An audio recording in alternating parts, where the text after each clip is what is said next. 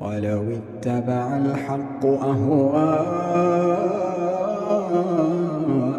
لفسدت السماوات والأرض ومن فيهن بل آتيناهم بذكرهم فهم عن ذكرهم معرضون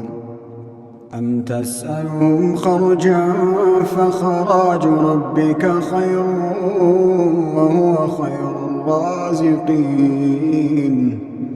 أم تسألهم خرجا فخراج ربك خير وهو خير الرازقين وإنك لتدعوهم إلى صراط مستقيم وإن الذين لا يؤمنون بالآخرة عن الصراط لناكبون ولو رحمناهم وكشفنا ما بهم من ضر للجوا في طغيانهم يعمهون